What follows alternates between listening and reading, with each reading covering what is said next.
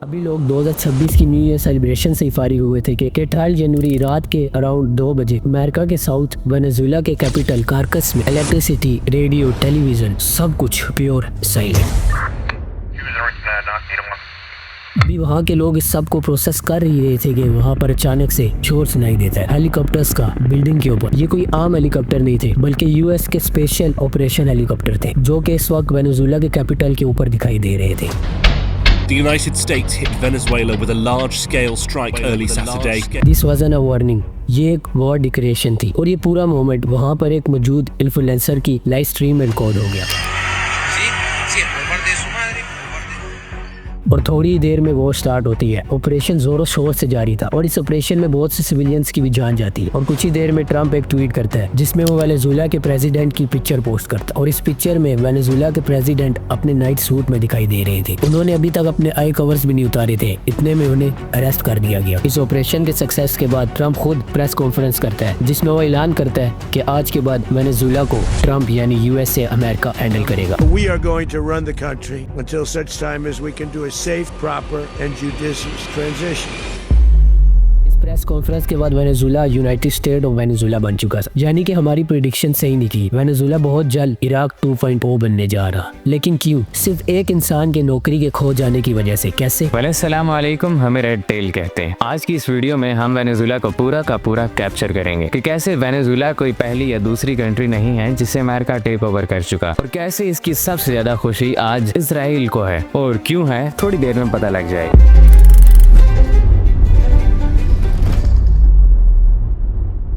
America ने 2025 के आखिरी महीने यानी दिसंबर में वेनेजुएला पर अपनी एयर स्ट्राइक्स बढ़ा दी थी। वेनेजुएला को टारगेट किया, वेनेजुएला से आने वाली कई शिप्स को ब्लॉक किया और कई शिप्स को रास्ते में ही उड़ा दिया और एक्यूज ये किया गया कि इन शिप्स में कोकेन और बारूद था जो कि अमेरिका के कई लोगों की जान ले रहा है हर साल, यानी कि एक नार्को टेररिज्म चल रहा है। और इस सब को कंट्रोल, इन नार्को टेररिस्ट को कंट्रोल कर रहा है कौन? वेनेजुएला के प्रेसिडेंट निकोलस मदुरो। मदुरो खुद वेनेजुएला के लोगों के लिए कभी अच्छा प्रेसिडेंट नहीं रहा। वो क्यों नहीं रहा है उसके बारे में हम आगे चलकर बात करें। पहले बात करते हैं कि अमेरिका ने किस जस्टिफिकेशन के साथ वेनेजुएला पर हमला किया था। सबसे पहले और बड़ा इल्जाम ये लगाया गया कि वेनेजुएला अनस्टेबल है और अनस्टेबल होने के बाद वो वेनेजुएला के लोगों को ही नहीं बल्कि अमेरिका के लोगों को भी नुकसान पहुंचा रहा है, क्योंकि मदुरो सिर्फ कुछ पैसों की खातिर मंशियात, कार्टेल मेंबर्स यानी गैंग मेंबर्स को अमेरिका पहुंचा रहा है। नवंबर में अमेरिका ने जिन 26 बोट्स को मिसाइल के जरिए निशाना बनाया था और उनमें 115 लोगों की जान गई थी। मिलिट्री ऑफिशियल्स कांग्रेस को बताते हैं कि इन बोट्स में तो फेंटेनेट मौजूद ही नहीं था। तो फिर आप सोच रहे होंगे कि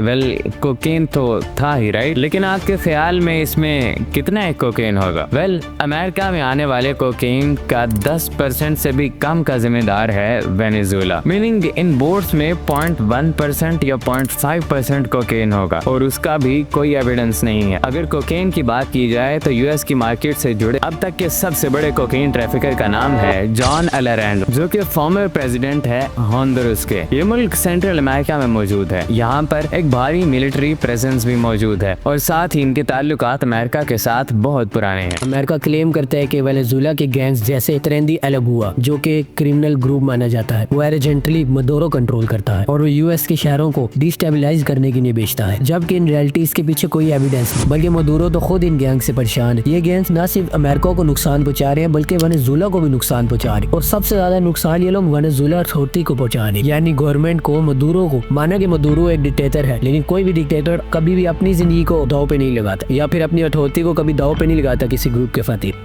अब बात करते हैं यूएस की अपनी अथॉरिटी के बारे में, यानी कि यूएस डेटा अपार्टमेंट डीईए और यूएन डेटा के बारे में। इनकी रिपोर्ट्स क्या कहती है? इनकी रिपोर्ट्स जो कि 2025 के आखिर में पब्लिश की गई थी, उसमें बताया जाता है कि कैसे बेसिकली फेंटेनिल आता है चाइना और इंडिया से, वहाँ से इसको ऑपरेट किया जाता है, फिर वहाँ से मैक्सिको पहुँचता है और मैक्सिको के किचन में इसको प्रोसेस किया जाता है और लास्टली वहाँ से प्रोसेस होने के बाद ये साउथ के बॉर्डर से अमेरिका दाखिल होता है। फेंटेनिल का प्रोसेस होना या फेंटेनिल का रूट या फेंटेनिल का अमेरिका में दाखिल होना, इस सब से वेनेजुएला का दूर दूर दूर तक कोई ताल्लुक नहीं है। इनके पास कोई एक सिंगल सोर्स भी नहीं है जो वेनेजुएला के पास से आती हो, यानी कि ना कि 10%, ना कि 5%, डायरेक्ट 0%। ये कोई पहली दफा नहीं कि जहाँ पर वेनेजुएला के ऊपर कोई बेसलेस इल्जामात लग रहे हैं, बल्कि इससे पहले काफी अरसे तक United state of America Venezuela के ऊपर कहीं इल्जामात लगा चुका है। लेकिन क्यों? उसके पीछे का एक बहुत बड़ा रीजन है, और वो है ये इंसान। इस इंसान की नौकरी जाने के बाद ये सारा सीन हमें देखने को मिलता है। वो कैसे? Let me explain. इस इंसान का नाम है रेक्स टायलरसन। ये यूएस की सबसे बड़ी ऑयल कंपनी एक्सॉन का एक्स सीईओ है। 2007 तक इस कंपनी का सीईओ यही रहा, लेकिन फिर इतना ज्यादा लॉस हुआ कि फिर उसको इस्तीफा देना पड़ा, क्योंकि 2007 तक वेनेजुएला के तेल के ऊपर इस कंपनी की एक्सेस थी। इनकी बड़ी बड़ी प्लांटेशंस वेनेजुएला में मौजूद थी, जहाँ पे वेनेजुएला के तेल को ये कंपनी एक्सट्रैक्ट करके फायदा उठा रही थी, मीनिंग अमेरिका भी फायदा उठा रहा था। लेकिन 2007 में वेनेजुएला के नए प्रेसिडेंट इस ऑयल को नेशनलाइज करना शुरू कर देते हैं, यानी ऑयल से बनने वाला जितना भी पैसा था वो सब अब वेनेजुएला में रहेगा। अब वो पैसा वेनेजुएला से बाहर नहीं जाएगा और बाहर की कंपनियों को फायदा नहीं होगा। इसी वजह से वेनेजुएला एक्सॉन को बाहर निकाल देता है। लेकिन जाहिर सी बात है, एक्सॉन ने इस ऑयल को एक्सट्रैक्ट करने के लिए पैसा लगाया, तो वो अपना सारा पैसा वापस मांगते हैं। लेकिन वेनेजुएला पैसे देने से इनकार कर देता है, यहाँ तक कि ये कंपनी वेनेजुएला के ऊपर वर्ल्ड बैंक में एक केस भी दर्ज करवाती है, लेकिन उसके बावजूद भी वो पैसा नहीं निकाल पाती और इससे कंपनी को बिलियंस ऑफ रुपीस का नुकसान होता है, around 1.9 billions about of something. इसके बाद कंपनी को इतना लॉस और इतनी ह्यूमिलिएशन होती है कि टायलरसन को इस्तीफा देना पड़ता है। लेकिन अमेरिका अब साउथ से मिलने वाले इस तेल की इतनी आसानी से जान नहीं छोड़ने वाला था, इसीलिए कुछ ही अरसे बाद 2015 में अमेरिका को तेल मिलता है वेनेजुएला के नेबरिंग कंट्री गुयाना में। यहाँ पर एक्सॉन अपना काम शुरू करती है, ऑयल एक्सट्रैक्ट होता है और अमेरिका को फायदा पहुँचता है। दूसरी तरफ 2017 में ट्रम्प प्रेसिडेंट बन जाते हैं अमेरिका के, और गेस व्हाट, इस बार दोबारा से अमेरिका में पावर में कौन आता है? जी हाँ, जब ट्रम्प प्रेसिडेंट बनते हैं तो सेक्रेटरी ऑफ स्टेट बनते हैं टायलरसन। वेनेजुएला से बदला लेने के लिए 2017 से ही वेनेजुएला के ऊपर सैंक्शंस लगाना शुरू कर दी जाती हैं, और इससे पीछे का सोल रीजन सिर्फ ये एक इंसान नहीं था, बल्कि 2017 के बाद से ही वेनेजुएला अब चाइना और रशिया के साथ अपने ताल्लुकात बेहतर कर चुका था। वेनेजुएला वेस्टर्न एटमॉस्फेयर में चाइना और रशिया के लिए मेन बेस बन चुका था। अब जरा सोच के देखिए कि अमेरिका के ही पड़ोस में रहते हुए, अमेरिका के ही बैकयार्ड में रहते हुए, अमेरिका की ही पीठ में छुरा घोंप रहा है, अमेरिका के साथ अच्छे ताल्लुकात रखना, फिर उसकी कंपनी को धक्के मारकर बाहर निकाल देना, और फिर उसके बाद रशिया और चाइना के साथ ताल्लुकात बेहतर करने की कोशिश करना। आखिर अमेरिका कैसे अपने पड़ोस में मौजूद इतनी बड़ी ऑयल रिजर्व्स को इतनी आसानी से अपने हाथ से जाने देने वाला था? और इस सब को सबसे बड़ा झटका लगता है 2025 में। होता कुछ यूं है कि वेनेजुएला न सिर्फ अपना ऑयल, गियाना का ऑयल भी अपना क्लेम करने लगता है, यानी कि एक्सॉन जो गियाना से इस वक्त अपना ऑयल एक्सट्रैक्ट कर रही थी, अब वो भी खतरे में थी। वेनेजुएला की मिलिट्री गियाना पर हमला करती है और वहाँ से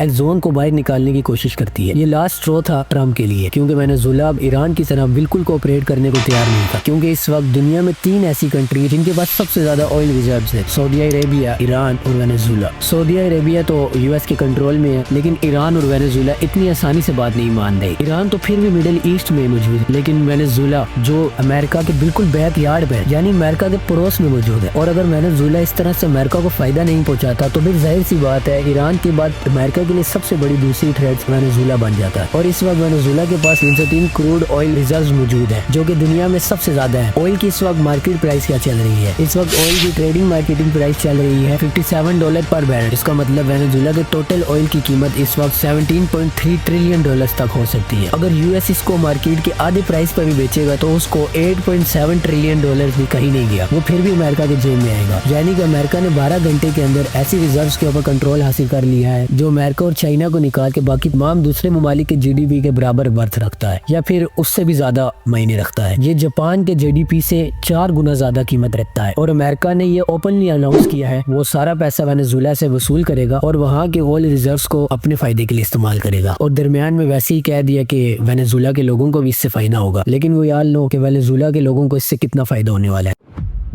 लेकिन जरा सोच के देखिए, सूडान में इस वक्त 2 डिक्टेटर्स एक साथ मुसल्लत हो चुके हैं, और साथ ही सूडान में बहुत सी ऐसी चीजें हैं जिससे सूडान के लोगों को भी फायदा पहुंचाया जा सकता है, जैसे वहाँ का सोना, वहाँ का तेल। लेकिन उसके बावजूद भी अमेरिका वहाँ के डिक्टेटर्स को अरेस्ट नहीं कर रहा, क्योंकि वो अमेरिका को फायदा पहुंचा रहे हैं। लेकिन जैसे ये दोनों डिक्टेटर्स अमेरिका के खिलाफ हो जाएंगे, अमेरिका में सप्लाई रोक देंगे, और साथ ही अमेरिका के दोस्त सऊदी अरेबिया को भी अगर सप्लाई रोक दिया जाए तो अमेरिका फौरन इन दोनों डिक्टेटर्स को अरेस्ट कर लेगा और हमें एक और वेनेजुएला देखने को मिलेगा। वेल, ये तो चैप्टर 1 था जिसमें हम लोगों ने ये बताया कि अमेरिका क्यों वेनेजुएला के पीछे पड़ा है। चैप्टर 2 में आपको ये बताया जाएगा कि अमेरिका की रियल लॉबी इसके पीछे क्या मकसद है उसका।